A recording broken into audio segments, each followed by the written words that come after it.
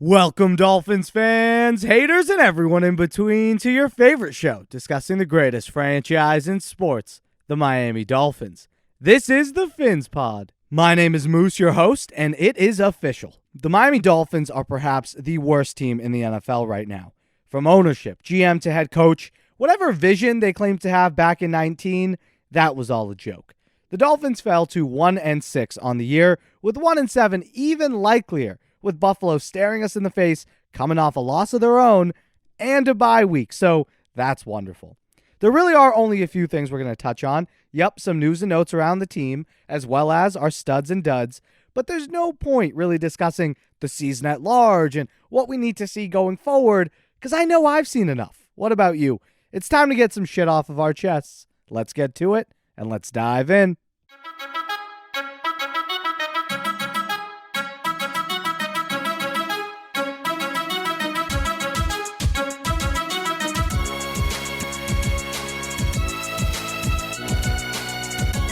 We'll get to Tua in the next episode, but I don't want to keep harping on him, as there are 52 other guys on this team, a whole coaching staff, and executives who are all equally responsible for putting this clusterfuck together. Just like last week, the team lost to a supposedly inferior team on a last-second field goal. This time, the offense was able to come back and take a 28-27 lead before Brian Flores' defensive unit collapsed, allowing Atlanta to position themselves nicely for that game-winning chip shot. Look, I wasn't happy with any particular performance, nor was I pissed about anything. Really, I'm just kind of done with this team's leadership. Clearly, no creativity, no urgency, no morale. The guys have given up, except for a spare few, and it sucks that us fans can't give up and don't get a few $1 million to help ease the pain. No, we deal with this shit for free. Getting to our studs and duds of the game, stud number one, once again, Mr. Mike Gesicki. He is the best player on this team. I'm comfortable saying that now. It used to be X, but his lackluster play and seemingly lackluster effort at times has had him drop down my personal list. Look, Gesicki must be re-signed. If the deal isn't done come season's end, I don't know what to tell you. His value is only going up, and signing him now would ensure you get the best deal for him. Now, obviously, you can get him cheaper if he suffers an injury or has some major regression in these last 10 games, but neither of those outcomes deter from the fact that he has been your best weapon when on the field. He finished the game with 7 receptions, 85 yards, as well as an amazing touchdown in double coverage, which brought this team back to life. Our first dud of the game, Landon Roberts. Look, I don't want to toot my own horn here, especially since me being right has really only brought pain about this, but when Miami decided to release Benardrick McKinney in the offseason in favor of Landon Roberts, I was lost for words. Here's a clip back from episode 97 where I shared my thoughts on Miami's decision to keep Landon over McKinney. And then you have Landon Roberts. And if you're a regular listener of this show, you know my general thoughts on Roberts. I don't like him. I think he's a one-trick pony. He can shoot the gap with the best of them, blow up the play if he guesses right, because that's what he does. He guesses and hits the hole. He guesses it right, oh, it's a 0-yard gain, maybe a yard loss. But if he guesses wrong, you may as well write him out of the play. In pass coverage, Landon Roberts is a flat-out liability. I would so much rather have had Benardrick McKinney versus Roberts, but once again, guys who have spent time with Flores are getting the benefit of the doubt over other guys who have seemingly proven more in the league. I hate to say this because I love Flores and I believe in the overall direction of this team, but his general attitude towards retaining his guys is the most Adam Gase thing about him. So, coming back to the present now, I think those fears have unfortunately proven to be true. I couldn't even imagine how much better of an overall defense we could have seen with McKinney here instead, but hey, this isn't the Marvel Cinematic Universe. You only got one timeline, and unfortunately for us, the timeline sucks. Our next stud, Jalen Waddle. Look, I was not a huge fan of drafting him while giving up a future first, especially knowing now that that future first was our own, and it currently sits at number 2 overall. Have fun with that, Philly. But Waddle is here now. He's a Dolphin, so he's got my support, and his ability to get open and help move the chains, it's been refreshing. He finished the game with 7 catches for 83 yards, not bad, and his chemistry with Tua is evident as well. You see that because Tua targets him often on third down, and generally that's when you go to the guy you trust. So you hope to see that chemistry continue to blossom for years to come, and hopefully in winning efforts. Our second dud of the game goes to Preston Williams. Once a player with immense promise, upside, and talent, I think we're seeing why he ended up going undrafted. I mean, damn, catching the football, from what I hear, is pretty key as a wide receiver, and for some reason Preston has really struggled with it since entering the league. This isn't a new problem. Drops are a part of what Preston does. And it's funny how we thought that this unit was revamped, ready to roll. You got Waddle coming in, you got Devontae, Will Fuller, Mike Gesicki's back, Albert Wilson's back. Oh man, this offense is going to be loaded. Yet, you invested in 2 of the most injury-riddled wideouts and not thinking that was going to be a recipe for disaster. Well, looky here. You got Devontae nursing a hamstring injury that I think he's had now for 7 seasons, and Will Fuller broke a fucking finger. You can't make this shit up. Our final stud goes to rookie safety Javon Holland. He looks like the real deal. So not only did he finish with a sack, but Holland also made some nice plays in the passing game. Specifically, I know you remember what I'm talking about. He dislodged the ball on what should have been a fumble when he legally leveled Russell Gage, removing him from his feet and removing him from the football. I love Holland, and it was nice that Flo and Greer left us a little goodbye present on their way out the door. We'll keep Holland. You two, you can leave. Our final dud from the game, the Dolphins' special teams. We have not given Jason Sanders much love this year, not because he's sucked, but to be honest, he hasn't really deserved it. He's not missing kicks left and right, but the unit as a whole has been disappointing. So far, I believe he's 7 out of 10 for the year. Miami had a blocked field goal attempt in the game Sunday, something that shouldn't happen in the NFL. Even though it happens, you don't want it happening to you. It means you're being coached poorly. And considering Miami lost by 2, a missed field goal is kind of a big deal. I think the issues on special teams, like I said, are just an example of all that's gone wrong with this team. Mistakes that they never would have made just a season ago, they're popping up everywhere. Missed tackles, stupid penalties, poor execution, signs of a program having gone south. So, all in all, another flaccid performance from the team. No creativity, no explosion, nothing. And some of you laughed at my prediction. Miami winning 33-23. Now, the reason many of you laughed was because you didn't see Miami putting up 33 points. When you consider, though, the 2 interceptions by Tua, one of them in the end zone, a missed field goal as well, I think 33 points was doable. What the joke was, in hindsight, was believing that this defense could hold the Falcons to just 23. Now, Miami looks ahead to the Buffalo Bills off of a bye week. I'm nervous for this defense. If Matt Ryan and Russell Gage cannot be stopped, what are your plans for Stephon Diggs and Josh Allen then, huh?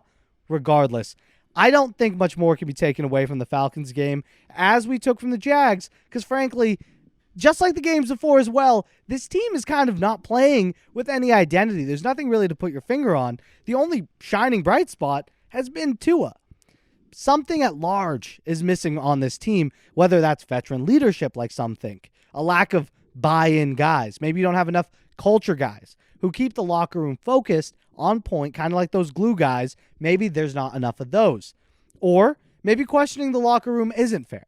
Maybe the incompetence of the coaching is purely to blame. That sits on the shoulders of Brian Flores, and if he's unable to get these guys back on track, I don't know if he survives to next season. We have to see some semblance of a turnaround. Yeah, it's a little too late to go to the playoffs, but maybe Miami finishing with 6 or 7 wins doesn't matter in the long scheme of things, but it matters for Flores' career.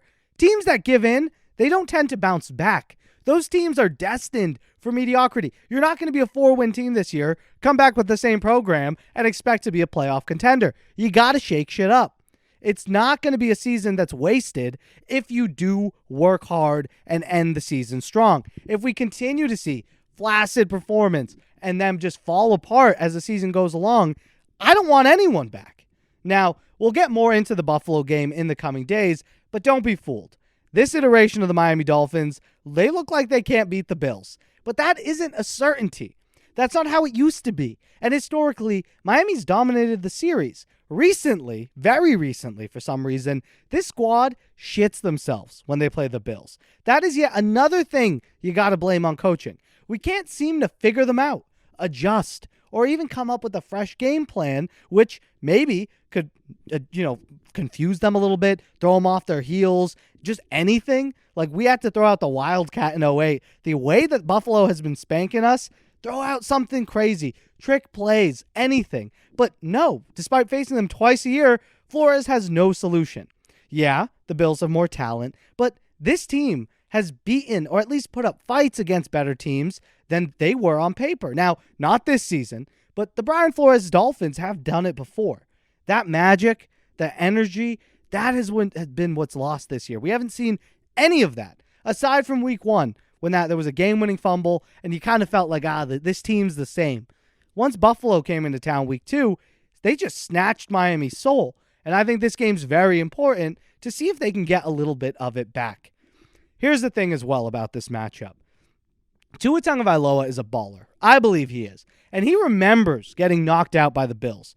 I think the way he performs will be hugely telling as to what type of quarterback he can be. The great ones, I mean the really great ones, they rise to this moment. Yeah, we may lose, but that loss should be the fault of this putrid defense. If Tua does his job, plays an extremely high level, that will show so much to me. If that happens, we'll be getting into it next week. Now, if he struggles or has a mediocre game, that's going to be disappointing. Does it mean he cannot be a good NFL quarterback? No. But it would make me question that internal greatness, which we have been desperate to see on a consistent basis. If he has that thing that a lot of the quote-unquote Tua stands believe he has, then I think he has an amazing game this weekend. Tua has an amazing opportunity as well to show the Dolphins, who, as we know, are flirting with predators at the quarterback position, but he has an opportunity to show them and the NFL world exactly who he can be. So for that one reason, there's a little reason to get a little excited for this game against Buffalo. Even though it's on Halloween, I feel like that's fitting. I also feel like there's a chance Miami gets absolutely spanked, but again, there is something to play for this squad. So we'll get more into it in the coming episodes, but quickly, a word from our sponsors. CBDX.com is not your average CBD company. We've all tried CBD, and none of it is like the real deal. CBDX is the real deal and will numb some pain if you're feeling it right now. And again, CBDX ships right to your front door. Now, my listeners get 20% off their orders at CBDX.com with promo code PHINS. That's PHINS, Phins. CBDX makes delicious gummies and tremendous cartridges. All products look the same, they smell, taste, and feel the same, and they all actually work, which again, right now, might do us all a little good. CBDX.com is the future, so go to CBDX.com, enter promo code PHINS with the PH for 20% off all orders, plus a free gift from the team at CBDX, a free gift on top of your order. Remember, don't use CBDX products before driving, operating heavy machinery, or getting tested. That's CBDX.com with promo code PHINS for 20% off all orders. CBDX loves football, and that's why they're here. So show them some love and support the show while you're at it. 20% off plus a free gift when you use the code PHINS at CBDX.com. Thank you to them for sponsoring the show. Let's get to some team news. On the injury front, the Dolphins have placed a couple veterans on the injured reserve list. Specifically, defensive back Jason McCourty and running back Malcolm Brown. They're going to be out a minimum of 3 weeks. As we all know, injuries suck. You don't ever want to see guys go down. But in this case, the positions of the two guys going down will no doubt open the door for other young guys to potentially step up. With McCourty now out of the rotation, we know for certain Javon Holland, who has been taking the starter snaps, will continue to take the majority of starting reps at safety. And now that McCourty's rotation spot is void, it pulls someone up on the depth chart. That means we're likely to get more of Noah Igbenogany or perhaps even a little Trill Williams. Personally, I want Miami to throw Noah out there. Let's see what he's got. Sink or swim.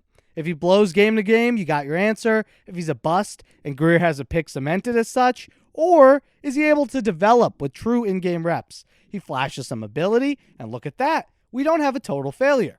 If Iggy does struggle, then the team can throw in Trill Williams for developmental purposes, as well as a way to see him in game, see what the kid has to offer. I said prior to the season, during training camp, that Trill Williams could become a potential Eric Rowe replacement. Now, we haven't seen him really at all in the secondary, but we have seen a regression from Rowe. Maybe McCourty's injury will make ways for guys like Noah and Trill to get that opportunity to shine and earn a spot for next season. Now, Malcolm Brown being placed on IR, that is what it is. He seemed to have lost his spot as Miami's lead back, a job he never should have had in the first place. And here's another note on the team's coaching. The fact that we as fans are seeing a replication of mistakes 2 years in a row, that's not a good sign. Last year, the team brought in a middling power back, someone who had shown flashes in the league, but nothing consistent, Jordan Howard last year. He failed to fill the role that they envisioned, a role which, by the way, doesn't really work in the modern NFL. This year, they said, hey, let's try it again. That failed experiment. Let's do it again. But this time, not Jordan Howard, he was the problem, with Malcolm Brown. Here's the thing. When you have exclusively power backs and exclusively scat backs on your roster, you make your offense more predictable. Instead, invest in guys who can do both things, run and pass the ball effectively. Guys like Savon Ahmed and Myles Gaskin, both effective pass catchers and guys with burst between the tackles. A one-dimensional runner is not beneficial to an offense in this day and age. Yet, we've seen this coaching staff try to force that role into this scheme 2 years in a row. That's not something I like to see. Now, Miami have gotten an answer to their third back woes as they came to terms with former Texans running back, and more endearing than that, the former Miami Hurricane, Duke Johnson. Duke has shown some ability in the receiving game. I'd say that he's better at being a receiving back than running between the tackles, but he has shown promise as a back who hit holes hard and churns out that tough yardage. We don't know the player that we're getting now, considering he was most recently on the Jags practice squad, but the presence of Travis Etienne and James Robinson made him expendable. Good thing for Duke, his hometown Dolphins have a major need at the position. Unlike Malcolm, Duke is a more versatile guy in his skill set, so the offensive play call will not be nearly as predictable when he's on the field when compared to Malcolm Brown is. Miami can hand the ball to him and expect him to hit the right hole, get the minimum amount of yardage, but all you can ask from your depth back, really, and be a versatile role piece. At least we know he has done that. Good to see the Dolphins investing in players who fit their quarterback best as well. Tua utilizes pass-catching backs at a higher rate. With his RPO ability and comfortability in the hurry-up offense, having a diverse running back accompanying him in the backfield is a positive. As long as Duke is healthy, I would expect him to get some run as early as this weekend. And over the last few weeks, we've had a multitude of episodes discussing what's gone wrong this season, right? From an episode regarding a deep autopsy at why this team is dead this year to a deeper dive into the Deshaun Watson situation, we have a lot of good content for you to check out, especially if you've missed it. Having a bigger picture understanding of what's going on with the team helps to understand where the blame truly belongs and what moves we would hope to see in order to believe positive change is possible for this team. Be sure to check those videos out and head to our channel, PhinsPod, or podcast page, whichever platform you're using. Already 3 out of 3 on first down. This is the biggest. Catch made into the end zone. That's going to be a touchdown, Miami, and Isaiah Ford. Tua for the end zone, reaching up and grabbing Mike Gesicki with a Dolphin touchdown on National Tight Ends Day. Myles Gaskin has it, stays in to the end zone. It's a Dolphin touchdown. Second and goal. Tua keeps, throws, end zone. Did he hang on? Back in the end zone. Touchdown Dolphins. Mac Collins. That's going to do it for us here today. Thank you guys so much for listening to the PhinsPod. Hope you enjoyed it. Huge shout out to Timothy Ritchie, Brian Guger, and Go Hydra, members of the pod and supporters of the show over on Patreon. Thank you guys so much. Really helps us keep going here at PhinsPod. So check that out. Links in the description or head to patreon.com/PhinsPod. Thank you all again for the continued support. And please remember to like the video if you enjoyed the show and subscribe just so you never miss a chance to chat about your Miami Dolphins. Remember, the show's available wherever you listen to podcasts, Spotify, Apple, and Google Podcasts. And if you're listening on Apple, we'd appreciate a review. Helps the show out and helps other fans find the show. And of course, we're on YouTube, so subscribe. Continue the convo with us over on Twitter and Instagram at PhinsPod. I hope you all have an amazing day. And until next time, stay safe. Love y'all.